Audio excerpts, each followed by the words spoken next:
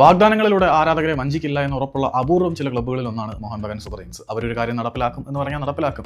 അല്ല നിങ്ങൾക്ക് ഇന്ന് കിരീടം കൊണ്ടുതരാം, നാളെ കിരീടം കൊണ്ടുതരാം, സസ്റ്റൈനബിലിറ്റിയാണ്, മാങ്ങയാണ്, തേങ്ങയാണ് എന്ന് പറഞ്ഞുള്ള വഞ്ചനയും പരിപാടിയൊന്നുമില്ല. അവർ പ്രീ സീസണിന് വേണ്ടിയിട്ടുള്ള സ്കെഡ്യൂളും കാര്യങ്ങളൊക്കെ പുറത്തിറക്കിയിട്ടുണ്ട്. ജൂലൈ 25-ാം തീയതി എല്ലാ ഇന്ത്യൻ താരങ്ങളും തങ്ങളുടെ ട്രെയിനിങ് ക്യാമ്പിൽ എത്തണം എന്ന് പുള്ളി പറഞ്ഞിട്ടുണ്ട്. 26-ാം തീയതി അവർ പ്രാക്ടീസ് സെഷൻ ആരംഭിക്കുന്നതായിട്ടും അറിയിച്ചിട്ടുണ്ട്. ഇന്ത്യൻ കോച്ചായിട്ടുള്ള ബാസ്കറ്റ് പ്രോയുടെ കീഴിലായിരിക്കും അവരുടെ ആദ്യഘട്ട പരിശീലനങ്ങൾ ആരംഭിക്കുന്നത്. പിന്നീട് ജൂലൈ 2-ാം തീയതിയും 3-ാം തീയതിയുമായിട്ട്, അല്ലെങ്കിൽ 2-ാം തീയതിയോ 3-ാം തീയതിയോ അവരുടെ പരിശീലകനായിട്ടുള്ള മൊലീന കൊൽക്കത്തയിൽ എത്തിച്ചേരും.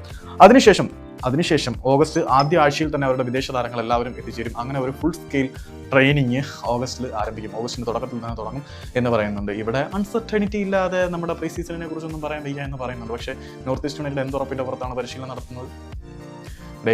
ടീമിനോടും ബാഡ്ജിനോടും ആരാധകരോടും കമ്മിറ്റ്മെൻ്റ് ഉള്ളവർ ഇങ്ങനെയുള്ള കാര്യങ്ങളൊക്കെ നടത്തും. ഇല്ലാത്തവർ സോഡ വയ്ക്കും, കോള ഇറക്കും, ചിപ്സ് വിൽക്കും, ഏത്തക്ക ചിപ്സ് വറക്കും, പൊട്ടറ്റോ ചിപ്സ് വിൽക്കും, കണ്ണീര് തുടയ്ക്കാൻ ടിഷ്യൂ പേപ്പർ ഇറക്കും. കൂടുതലൊന്നും പറയുന്നില്ല.